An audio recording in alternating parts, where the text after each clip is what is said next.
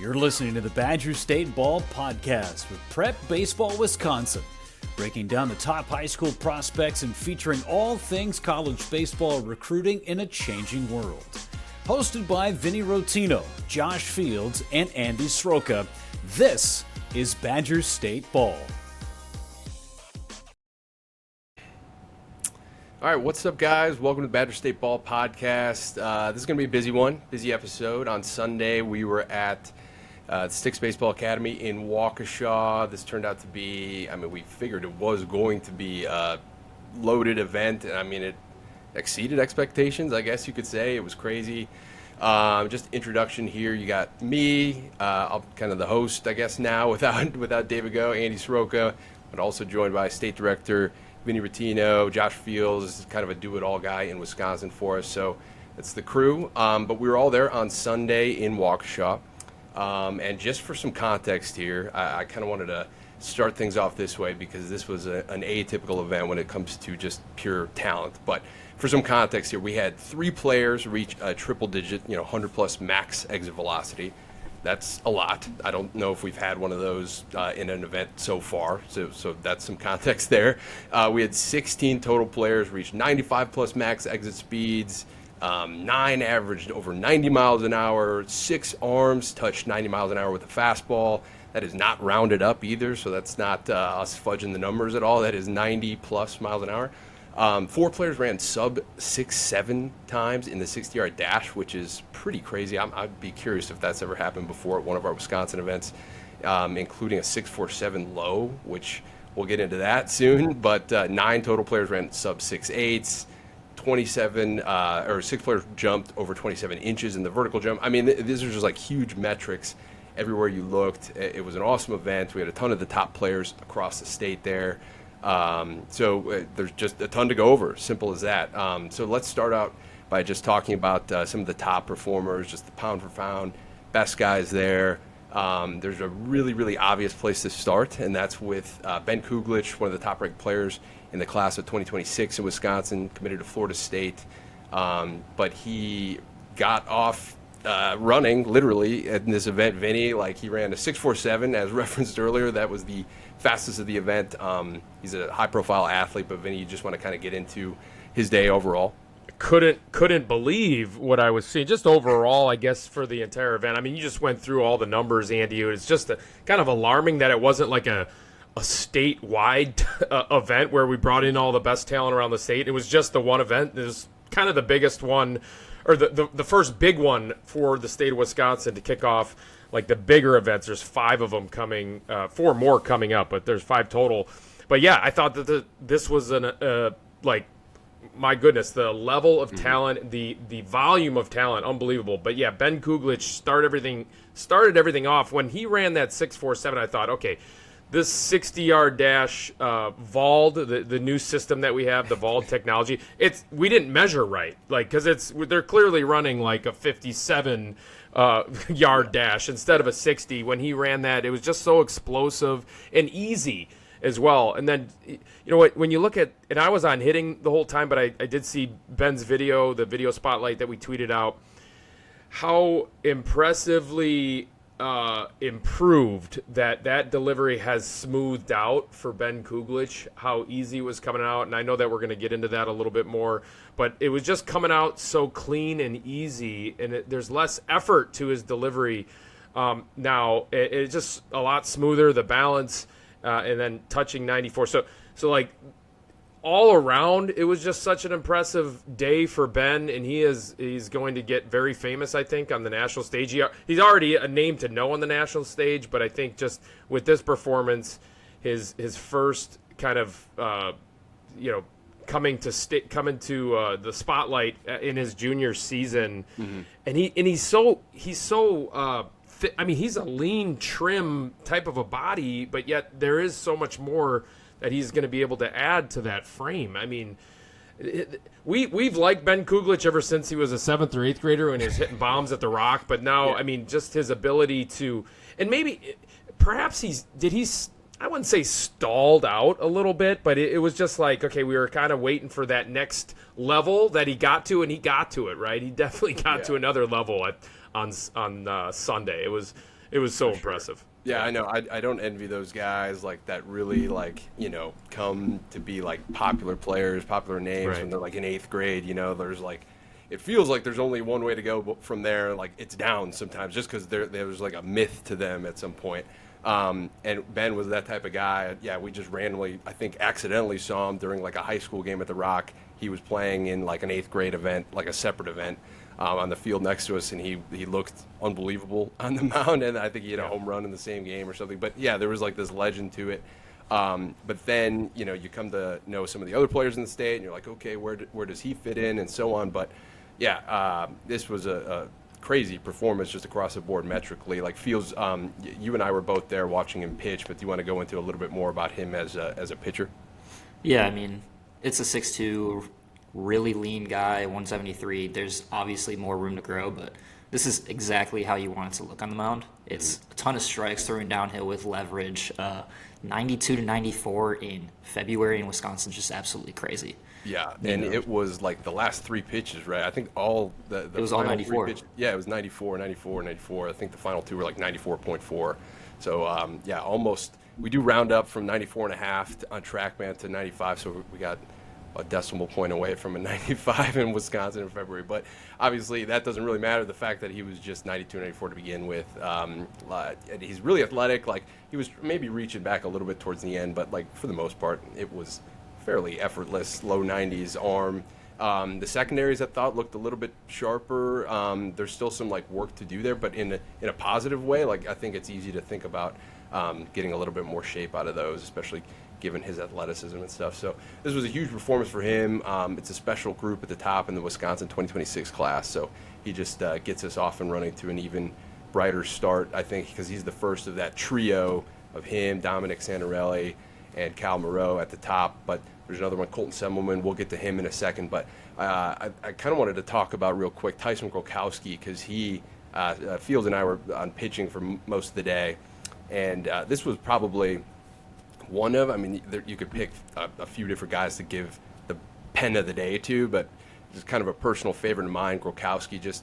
He's this 6'5", like starter frame, but it's a really, really effortless delivery that comes out of a unique slot. Like it's, I can't recall off the top of my head, I think it was like 5.2 average release height, which is pretty low, but he really gets down the mound, extends over 7 feet down the mound.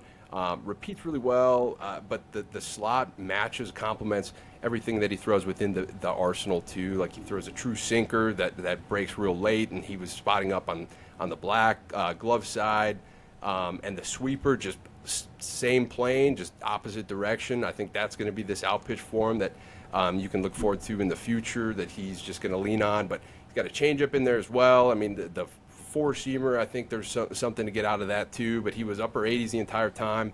Not hard to imagine him throwing in the low 90s in the very near future. I'm sure he's capable of that very soon, if not already. But whether it was 92 on Sunday or where he was 88, 89, it like almost didn't matter just because it was that impressive. So he's uncommitted still.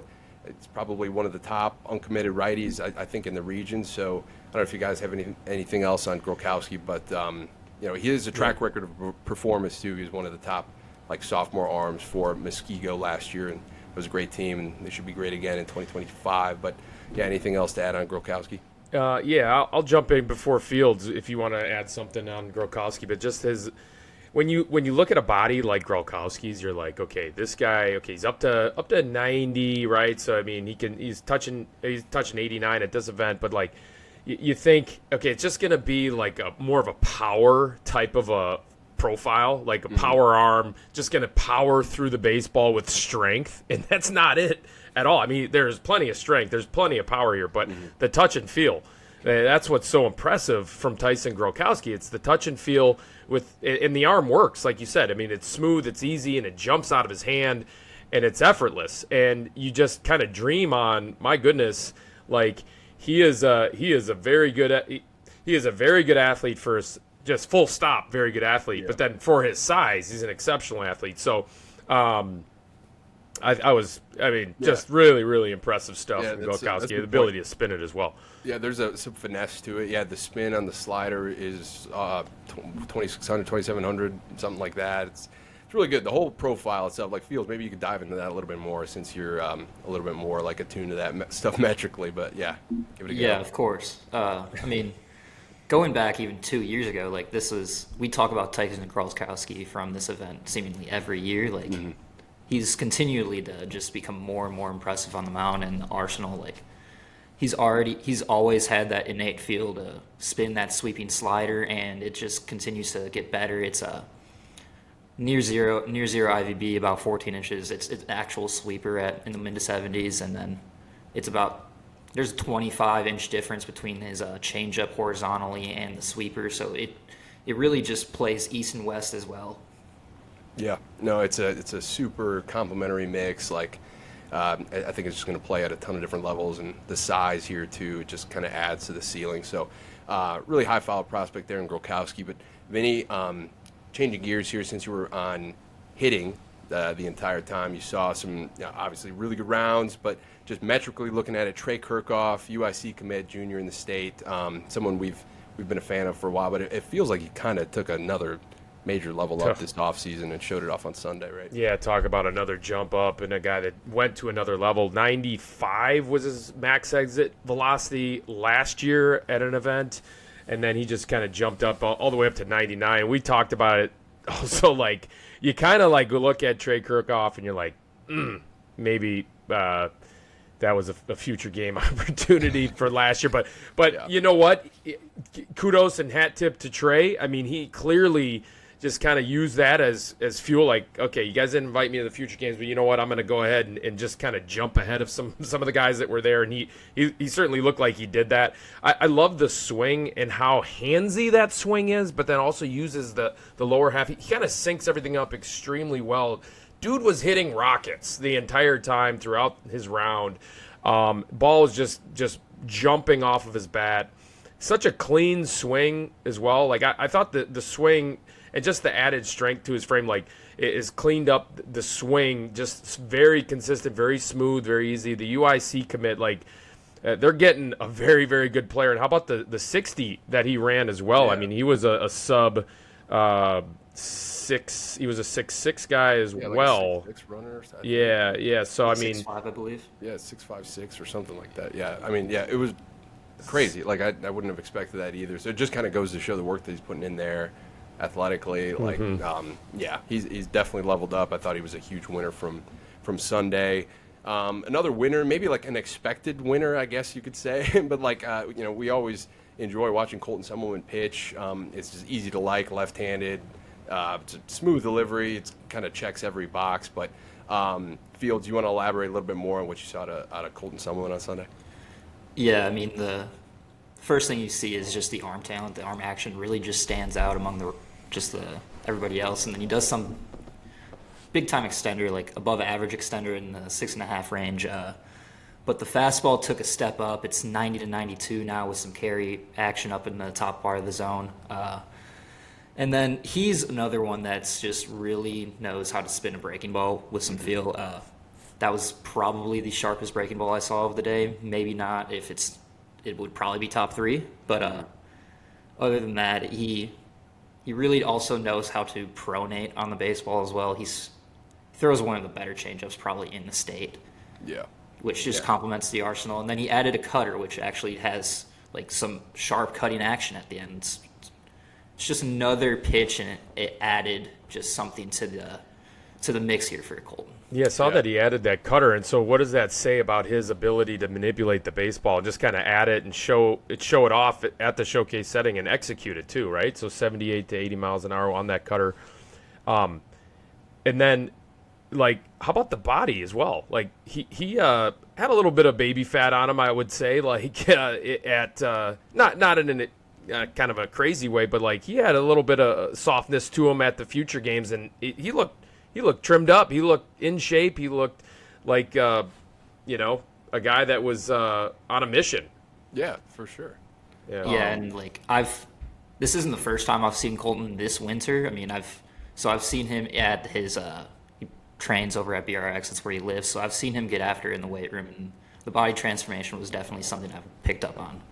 Yeah, no, you love to see that, like just those notes and stuff, like because he is that guy. Like I feel like anyway, that could just, learn a pitch in a one pen and then use it and figure out how to like weaponize it basically from one start to the other or something. So him adding this cutter kind of on a whim, like just kind of adds to like this overall profile, and just hearing that he's getting after it in the weight room and all that stuff. Like South Carolina commit, like, unsurprising, like that level of talent attracts like an SEC school, but again, the work ethic and all that stuff, just check a lot of boxes for him. What's my comp for him, guys? You guys remember the name? It's a pretty good one. Gio Gonzalez. Gio Gonzalez. Kind of an elite comp by Vinny there. Yeah. Gio Gonzalez. That's awesome. The man of comps. I love my comps. Tough to comp the next one here that we want to go through, Carter Gordon, because it's just straight up like unique, I guess. Like he is a 6'4". Again, I kind of call him like this left tackle type prospect, just because he's so strong. Like he looks like a left tackle. Like he could do that right now. I think we've mentioned that before on this podcast. But it's always fun, like getting to see his stuff up close, because I think when you first like hear that like comparison, I guess, like a left tackle pitching, you would just assume it's just someone like reaching back and trying to throw as hard as they possibly can or something. And it is the total opposite when you watch Carter Gordon. It is an effortless, easy upper 80s, touch 90, 2027, so it's sophomore, with the ability to spin a breaking ball. I mean, again, it's low effort, so he's like finishing athletically. Like his delivery is just straight up pretty. It's fun to watch. He was throwing strikes, I think, in that Penn Fields, if I'm not mistaken. But it was like 3 pitches, like easy, clean, rhythmic, arm action, all of the traits you'd want to see. And just the fact that it's just like this almost like carefree 90 miles an hour. It's almost as if he could throw 98 miles an hour right now, and he's just like, hey, I kind of have to focus on throwing strikes, but if I wanted to, I could throw 100. So maybe one day, it's not hard to imagine. So he was definitely a huge winner. But Vinny, just mentioning quickly too that he also had a massive round of batting practice, right? I mean, when you guys asked me like what stood out on the hitting portion of it, I mean, a lot of guys did stand out, but it was Carter Gordon's round that had me kind of like in awe, because it was so effortless, and it was 103 off the bat with a 99 mile per hour average exit velocity, which was both those marks were best for the event. So he hit a ball 383 feet, but it's just so effortless. What I love in watching hitters is the ones. Yeah, and I certainly wasn't this guy. I didn't have this natural like little hand trigger, and he does. He has this little natural hand trigger right before he starts to launch the barrel to the baseball, and he's got that, and it's so rhythmic and easy, and it was just all over the barrel the entire round, and it was loud. I know you guys were kind of in a lull with pitching, and I looked over at you guys watching this round, and you guys kind of had your mouths agape. So it was that impressive, Carter Gordon. And then even around during defense around the bag, it's pretty good. I mean, he can defend at first base. Yeah. Yep. Saw the defense. Yeah, and it just kind of goes to show that it's like, I don't know, like athletes like come in all shapes and sizes, really, because like you could just clearly tell like he moves, like he's very coordinated, like the lower half, and like just the delivery alone too. You could just tell that like he's an athletic, bigger kid, and I think the future is really, really bright on the mound. Obviously he could hit a ton of home runs. He'll probably lead the WIA in home runs one day or something, and that's a part of the game here too. But I know he's He's a two-sport guy, right? He's a two-way baseball guy, and he's a two-sport guy, right? He's a big prospect in the state for football as an offensive lineman. But, we're not trying to influence him one way or the other. It's just facts. Like, if he only wanted to focus on baseball, I mean, this could be a guy that ends up at a Power 5. I mean, he really could if that's what, if he wanted to do it. But, again, I know that he has other aspirations perhaps as well on the football side of things. But, if Wisconsin we mentioned this before, if Wisconsin brought baseball back, maybe they could land Carter Gordon on their offensive line. So, yeah, for sure. That's a good point. But here's another one too, another 2027, I should say. But Cooper Shafkin Fields, I saw you wanted to talk about him a little bit. We'll get Vinny your thoughts on him as well. But he's a really young for the class, 2027, committed to Louisville. He was kind of part of that before the recruiting rules changed. So he's committed to Louisville still. but just kind of known for being one of the top bat-to-ball guys in the state. But Fields, what else do you got? Yeah, I mean, like we've said, it was an early Louisville commit. Just already has a reputation, even as a young guy and as a sophomore, of just being one of the better bats in the region. Mm-hmm. Like, we've seen it multiple times in game just work, and it seems like he's added some more impact now. Like, the batted ball numbers, it's near 100. It was 99.4 EVs with a average into the low 90s, 93 and a half. Like, seemingly added more impact to the baseball, which should. I'm interested to see if it's going to translate in game, because that's just going to unlock another level for him. Yeah, I think it was one of the top average exit speeds of the day, which, and coming from a sophomore, and not just a sophomore, but again, just one of the younger sophomores in his class. So there's a lot going there with just his physicality, and then you could think about that progressing, in the next 2-3 years. But yeah, Vinny, anything else to add there? Quickly? Yeah, 94. Yeah, the 94 average exit velocity was 93.5. It was actually third on the day. Yeah. It was. He's got extremely fast hands with such an easy kind of move to the baseball and a balanced, centered move to the baseball. And again, I mean, it looks a little bit like Paul Konerko, just the way that he gets so balanced and he gets so into the ground. It's not like he's crashing into the baseball to produce this kind of bat speed and this kind of exit velocity. You could tell that there's a hitter here, kind of like born with the hitting gene type of a thing, right? So just kind of a guy that's just like, okay, you're going to watch him at a game barrel up 3 baseballs, and then you're going to put your head on the pillow and like, okay, just another average day for Cooper Shaefkin, Yeah. So it's that type. The defense was good as well. 89 across the infield as well.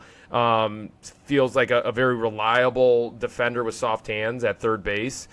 Probably, for me, can stick there at third. So I do like just the overall package from Cooper.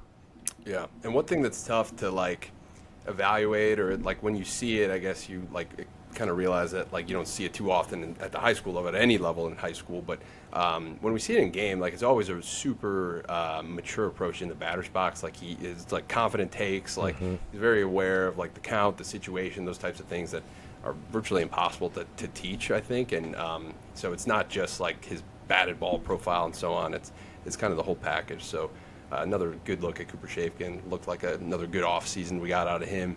So that was great. Another great off season here. It seems like Vince Bitter, Illinois State commit, future gamer last year. But he was our very first arm, I think, and it was an awesome way to start the day, because he was attacking the zone with 3 pitches, upper 80s, touched 90, was confident. He has this real simple, easy delivery, just pump strikes. It's it feels like a very dependable, next level starter. That's kind of how we see him, and I think that's how Illinois State sees him too. But the fastball was good, like I said, upper 80s, but the changeup was pretty special. It seems like that's his go-to secondary, at least metrically right now. It felt like that was the one he was most confident in. But it's a pretty good short slider too, short breaking ball. I think that kind of sums it up, but feels do you have anything else? Maybe you can elaborate on the changeup, because I know you like it.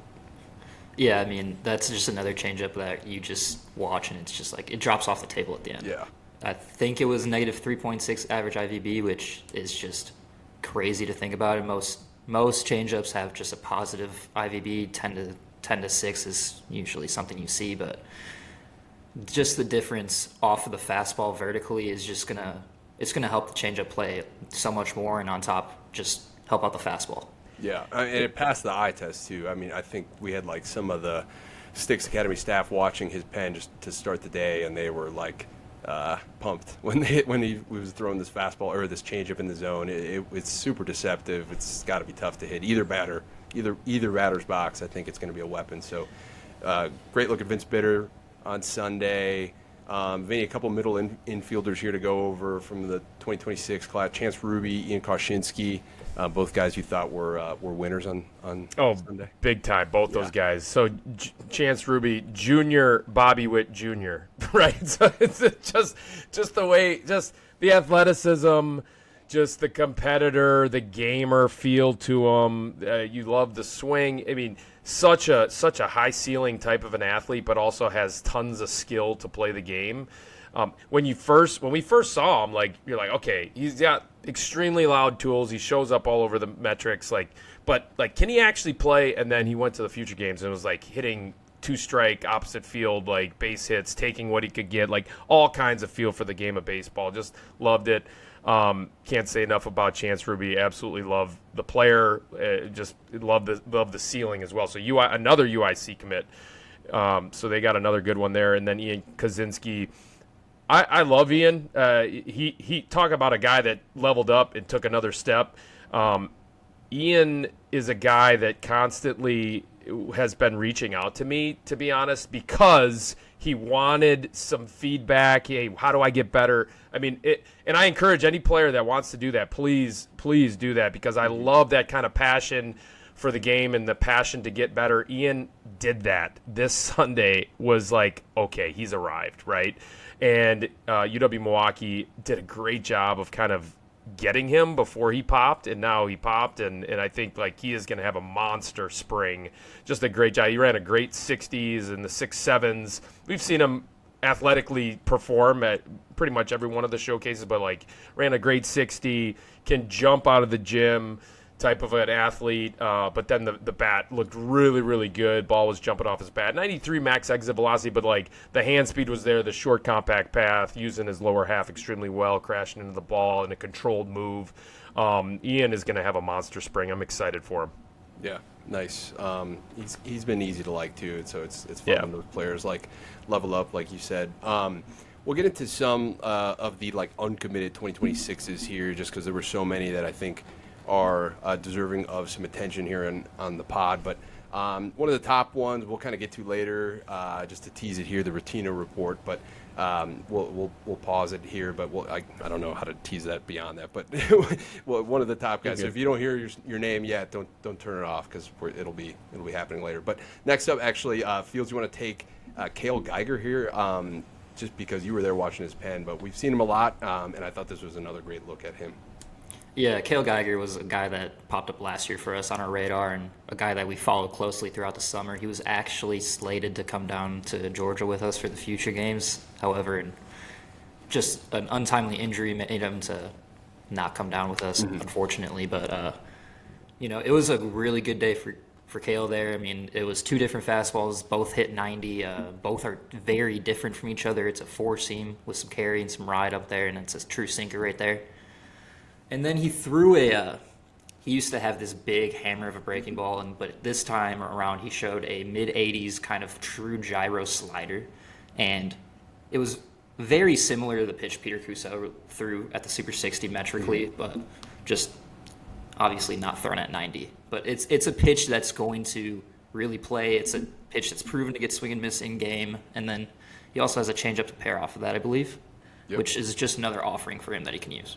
Yeah, and he's another one too. Like, he gets it done in game. Like, I mean, he's a dependable starter for Menominee Falls. He's a two-way for them. But like, just another example of somebody who like gets it done in actual game settings too, that we've seen in the past ourselves. So you get to see it in this pen setting where it's like, okay, how did he get better, or whatever, in these pitch profiles, pitch shapes, whatever it might be. But like, kind of have this track record of knowing that. He throws strikes and competes on the mound as well. So there's another one. But Vinny, I'll let you take this next guy here, another uncommitted outfielder, Nico Frangopoulos from Arrowhead. We've always been kind of an internal fan, but this latest performance too, I thought he made a jump, it seemed like. Yeah, he just kind of showed up. We kind of, metrically, like it's a pretty good athlete. I mean, he can certainly play a corner in the outfield, 7-2 runner. He is all kinds of strong. 97 max exit velocity. He's got a legit left-handed swing. You love these guys. Again, I was a player that had the ugliest swing in the world, but kind of got it done, and I absolutely love guys that have a smooth, sweet swing, and this is certainly that from the left side. So really was pleased with what we saw from Nico. Uncommitted, and this is a guy that's going to be on a lot of schools' radars, you think. Yep. Yeah, easy left-handed swing that, like, I think it's just once you see it, it's kind of one of those swings that like you just see it and you're like, all right, I'm at least in on that. Like, I don't know what else this kid does, but I'm at least in on this swing. But he does bring a lot more to the table too. I'll just rattle off a few more uncommitted 26s, and then like at the end, you guys can just kind of jump in if you want to elaborate on any of these guys. But Ben Jones, just a big framed right-handed pitcher up to 89, quick arm, just a strong kid, definitely a follow in this 2026 class. Noah Melby, somewhat similar, like a 6'5" frame. He sat like 87, 88 or 88, 89, one of the two. But 3 pitches, like it was definitely an improvement since we saw him last at the state games, I think. But certainly a player to watch. Andrew Bellott, quality catch and receive. I think Vinny can kind of elaborate a little bit more on him and this next kid, Nathan Heineck. Both kids are follows, as well as Sam Scafito, a really good athlete with some infield actions, who looked like he took a step up offensively. Damian Kasempa, a follow arm, right-handed pitcher with strength. He kind of does a little bit of everything on the mound. Like there's 3 pitches. You can just see some projection in there from Kasempa. Another couple kids, Braden Kundinger, strong hands, compact frame, strong kid with some exit speed traits. Caleb Mosley, first viewing of him, and we saw him up to 87, loose lefty from left-hander. Whenever there's a lefty with a little bit of velo, I think that's an automatic follow too. So those are just some juniors to follow. But any of those guys, either of you want to chime in on as well? Yeah, I mean, it's just look at this list. I mean, it's all these guys that are popping, and it's so impressive. So it's just like, hey, take your pick. I mean, you kind of touched on every one of them. If I don't elaborate on what Andy just kind of mentioned, it doesn't mean that I don't like you anymore. I mean, literally, these quick hits that we're going to be putting out is taking us forever because there's that much talent at this event. And I mean, I'll just, Damian Kasempa, I mean, he can really spin a breaking ball. He's up to 87. We've heard reports that he's been a little bit better than that with the velocity. And so you do like the strength and the arm speed there from him. And so that's a guy that, is on some radars as well. So Ben Jones up to 89. I mean, that's potentially like it's a real arm in there. I mean, again, it's a little bit like, okay, you don't know what you're going to get quite yet. Just, is this a real pitcher? Is it just more of a strength guy? Super big frame, strong kid, double XL frame, 6'2", 224. But like, I mean, there might be a real pitcher in here. I mean, and just with some touch and feel. And again, it was like 86 at the state games, I think we had him at, and then it was all the way up to 89 on Sunday. So, and then the Noah Melby, I mean, so interesting, 6'5", so 88 now as well. So we'll see what how these kids develop. But I mean, Scam Scafita is. I mean, talk about that jump. He went from a 7.28 runner last time we saw him, and then it was a 6.83 runner. But then also he was up to 191 pounds. Yeah. He was at 149. So the dude put on a bunch of weight, and it was all good weight. So, I mean, he's a very good athlete with some strength now. So we like all these guys, but those are just some of the mentions. Yeah, adding that kind of size while cutting down your 60 time, I think that just kind of goes to show what kind of work ethic you're putting in over the offseason, if you're able to like maintain that level of athleticism without or while adding the strength and muscle and stuff. It's tough. So right, that's definitely notable there from Scafito. But yeah, there's a ton of guys to mention here. Like it's kind of tough to mention everybody. Like I think we're gonna try to do that in the quick hits. That's gonna be a pretty loaded quick hit story, so be on the lookout for that. But we'll touch on some of the class of 2027 prospects that impressed us on Sunday here quickly as well. The list kind of goes on. This is always an important group for us, especially just with, we're already starting to assemble just some future games like lists, but in a very early stage of it, just not having been through the entire preseason circuit yet. But, this event definitely helps us just generate that list of names. There's a few obvious ones right at the top, like who are highly ranked within the 2027 class, but we'll just start with Kyle Rogosinski, who was one of the top 27s in attendance. Easy to like. Again, I didn't see the round, so Vinny, you'll have to elaborate a little bit more offensively on what Kyle brought to the table just on Sunday, but it's another left-handed hitter with athleticism and a swing that really projects. But, what did you get out of Kyle's day on Sunday? Hard not to like Kyle Rogosinski, and you can see the ceiling that he possesses. I know Fields is in the same boat with me when we talk about both these kids, Rogosinski and Seifert. So those are the two kind of middle infielders, Seifert, I should say, two middle infielders in this class that are just kind of really, really exciting. Rogo ran just an exceptional 60 time. I think it was in the 6.6s as well. 6.7 maybe. Yeah. Like that, but And then either way, really good. Yep. 95 across the infield. Me and Fields and I were doing defense at the time, and we looked at each other like, I don't know if we've ever seen that kind of number from a sophomore. Yeah, I didn't at even an realize event. it was 95 across. Yeah. Yeah, he's got a huge arm, so I guess that doesn't totally surprise me. But 95 is big. That is a big number. Yeah, big ceiling kid. Love him. Love like the potential here. He's just going to continue to get better, strong. There's more development left in that frame, but hard not to really get excited about Kyle Rogozinski. Yeah, and then what about Seaver too? Because he's always been a performer for us and like someone we've liked internally. And I just didn't get the chance to see him hit on Sunday, but I mean, he's always taken a pretty polished and mature round of BP, so more of the same there. Yeah, more of the same. He's a future shortstop, middle of the diamond player, can certainly stick at shortstop. He was 90 across the infield, but the round was really good, as you mentioned. Like it was, short swing path, producing exit velocities. Low 90s, 93 was his max. But just again, the actions is what kind of draw you in with Cooper, especially on defense, and so that was certainly present as well. But yeah, just already showing all kinds of polish, and then there's of course a lot of ceiling as well from Cooper. And when you talk to the Sticks guys about it, they think he could potentially be like the number one player in the state in this class eventually. That remains to be seen, but he's certainly right up there for sure. Yeah, it's really easy with him. So I mean, I don't know. The sky's the limit, basically. I totally agree. Chase Stoudy's another one like we're huge fans of since we've been watching him for a while, since he was on the Junior Future Games team a couple years ago. But another example of just like a left-handed hitting athlete with a lot to like. He's athletic, like I said, who can run. Really high-level defender, so like center fielder with a big arm. I can't remember off the top of my head what it was from the outfield. I think it was like 92 or something. 92, yeah. Yeah. Best of the day.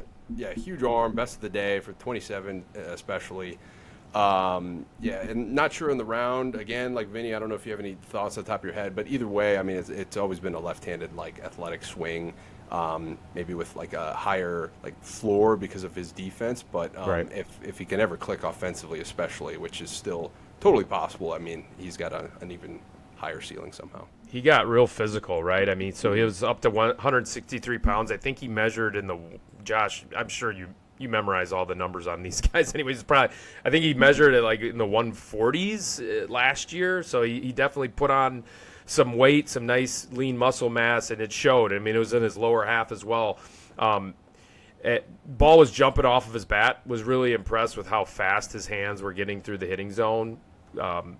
Very clean path as well. So you're gonna potentially see Chase Stoudy pop, and they're kind of waiting for that bat to come.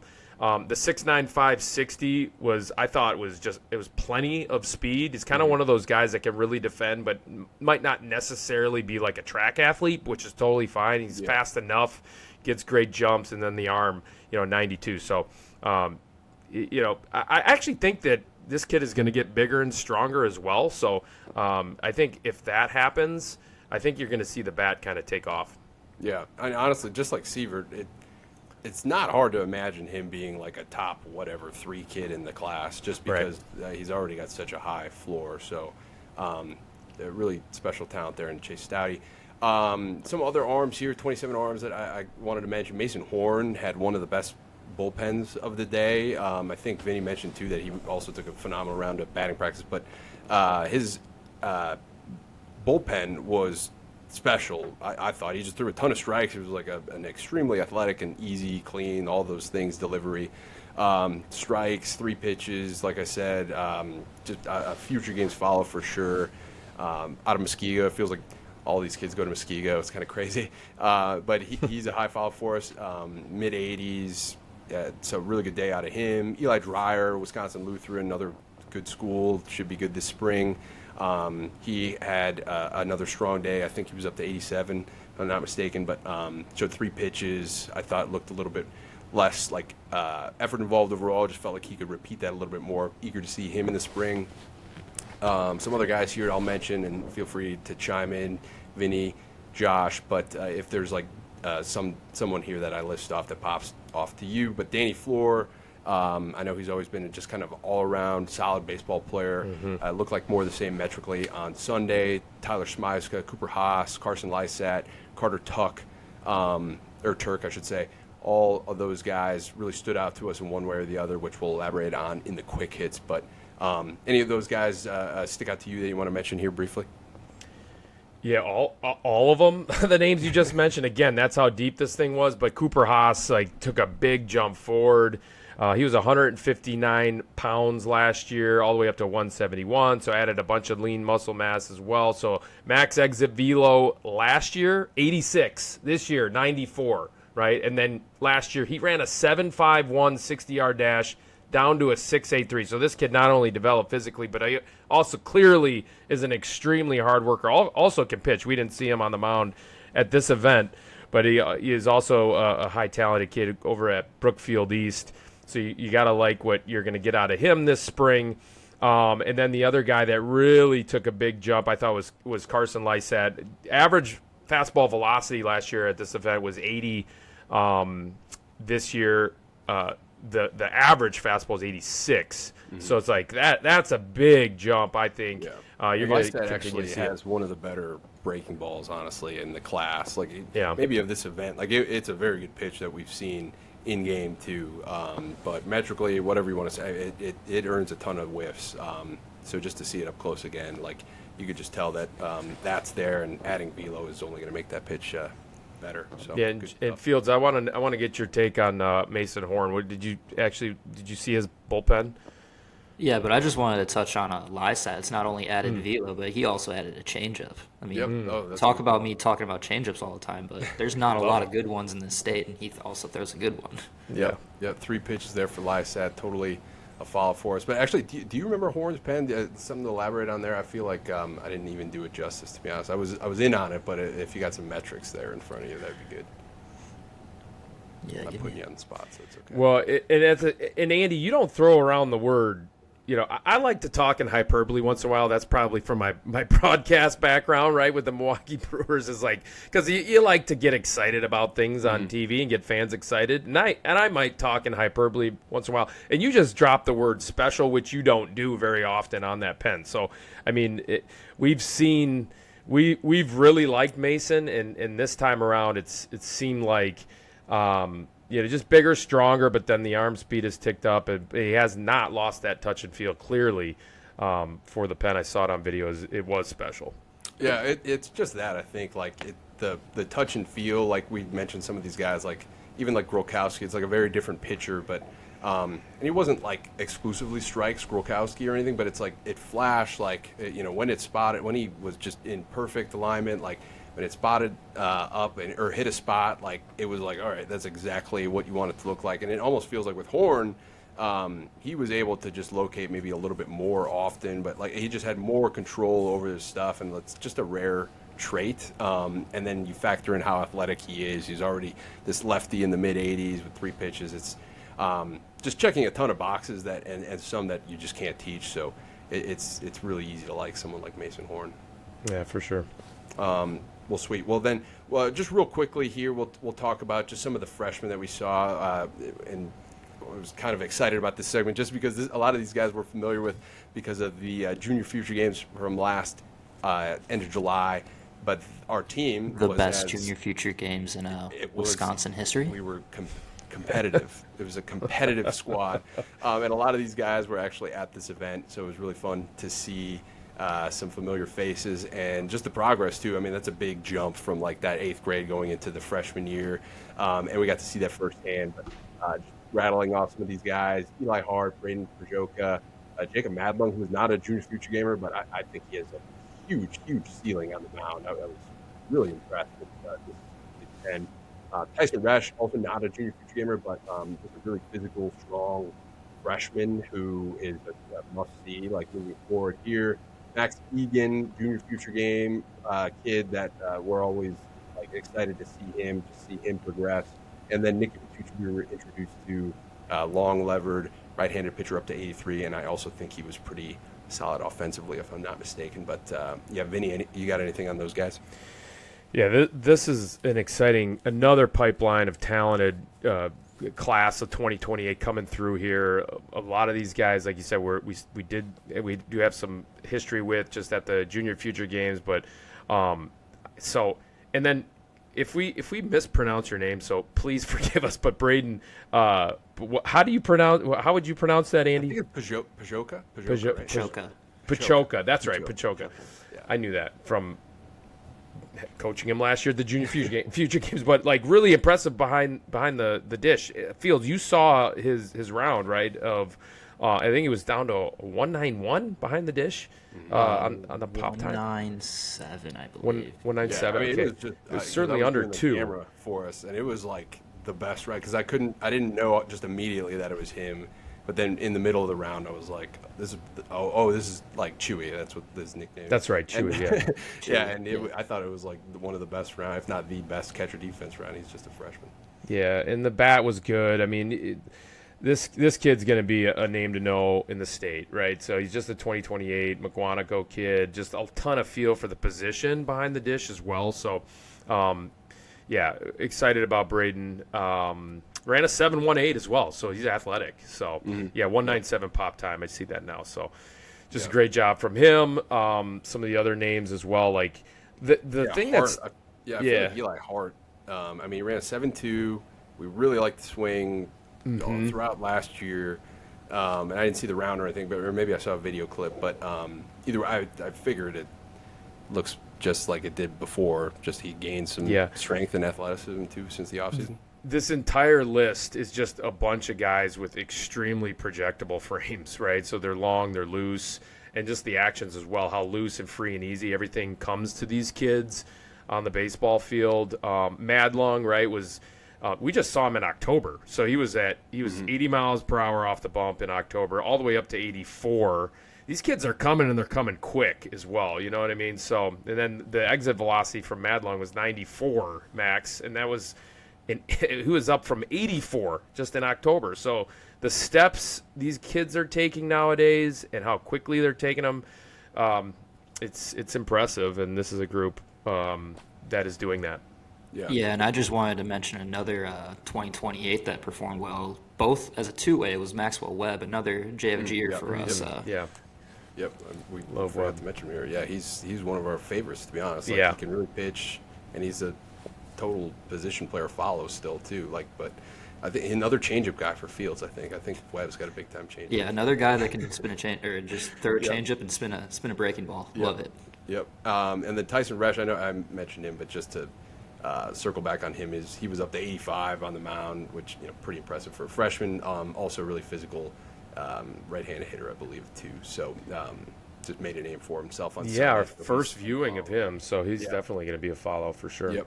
Yeah, actually, Cale Geiger mentioned him when I asked him how many falls was going to be this spring. He thought they were going to be pretty good, and he mentioned Tyson Resch should be able to help them out. So hopefully that's the case for those guys over there. We'll be watching. All right, awesome. Well, that kind of sums up just quick. We could talk about that event for literally hours, I would say, but that kind of sums up the West Milwaukee ID. Any final thoughts, guys?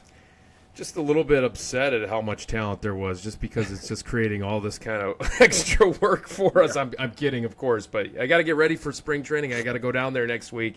I got to try and find some time in between all these reports that we got to put out. I mean, just an immensely talented group of players. That was a lot of fun to be at that event, see how much talent is coming out of the state, and it's like, guys, we're seeing. I didn't think we could see more talent than we have in these last few years, and we are, and there's more coming, and it's not stopping. It's just so impressive, and it's fun to be part of. So yeah, that was just this event was just kind of the cherry on top so far of the off season, but there's more events that we're going to see similar stuff. Yeah, it'd be good exercise, Vinny, is maybe show some of the guys at Brewers Camp, some of these players or swings. Deliveries, get some comps from the Brewers, vice versa. I'm going to. Definitely going to do that. Yeah. So we already had a Gio, a Paul Canerico comp, and a Bobby Witt comp on this pod. Junior Bobby Witt Jr. That's my favorite comp ever. Sorry. The Chance Ruby. So Chance, that's some lofty expectations. But Junior, though. If anybody could do it, If anybody could do it, I think it'd be Chance Ruby. Junior Bobby Wood Jr. Yeah. Yes. Yep. All right. Just some news and notes here. Some latest commitments since we spoke last. Actually, last week's Vinny, your Rotino report, Sam Heft, has since committed to Xavier, so good for him. Really one of the top unsigned arms in the class, in the senior class. So seeing him head to Xavier is good stuff. He's just clearly been hard at work. We talked about it last pod a bunch, and the pod before that even, I think in the pro case, if I'm not mistaken. But just seeing him land at a spot like Xavier, they've welcomed some Wisconsin kids in recent years, so he'll have a familiar dugout, hopefully, somewhat. But I kind of expect that he'll fit right in, if not in the rotation. It kind of feels like he could be a lights-out reliever too, early on at least, so we'll see how that works. Additionally, we got Bennett Burke from IMG Academy, Wisconsin kid though, committed to Manhattan University. Chance Ruby, we committed pretty recently in between our podcast, UIC. Talked about him today.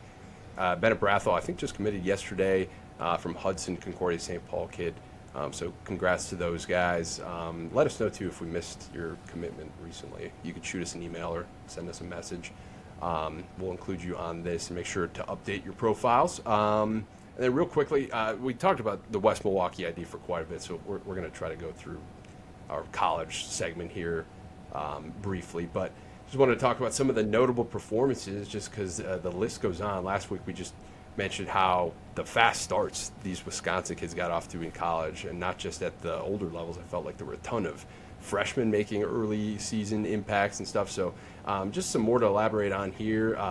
Jackson Brewer, I think his first hit as a college player for Columbia was a home run. It was a bomb too. It was like 428 something feet. So shout out to Jackson Brewer. Kevin Keelan homered again.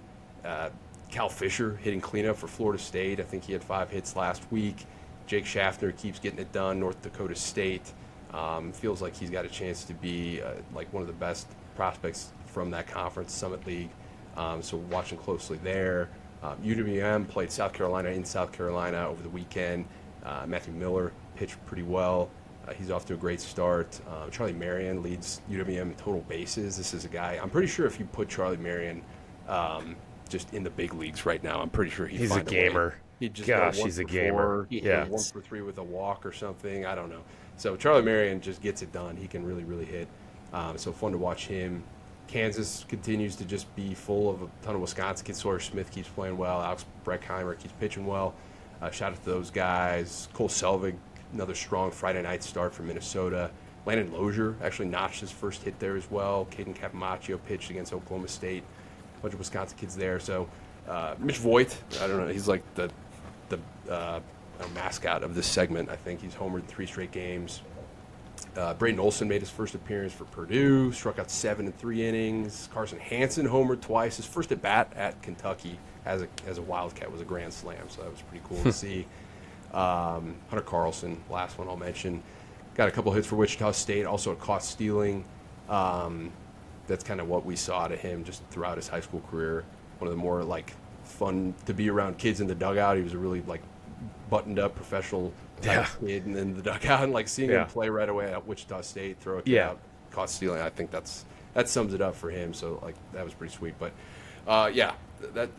that's that segment. I don't know, like just listing those off. It's just fun to go through it sometimes.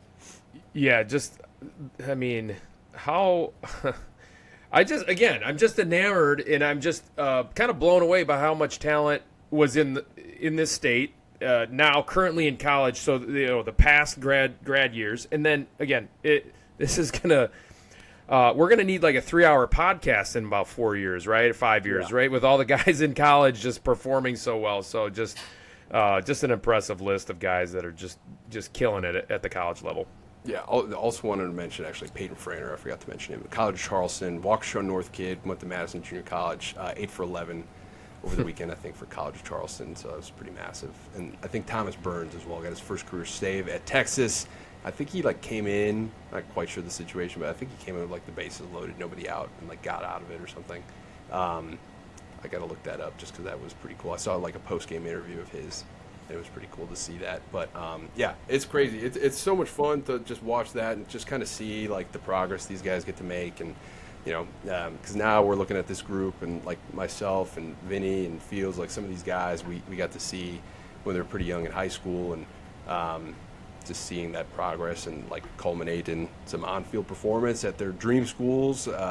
It's super rewarding just to see that happen. So shout out to those guys. Sorry if I missed you. I'm going to try to spread the love into some other divisions, junior college, and so on in future weeks. But that is our college week recap segment. That leads us to this coming weekend. Vinny, Fields, we're going to be in De Pere, the Green Bay Preseason ID, at Impact Sports Academy.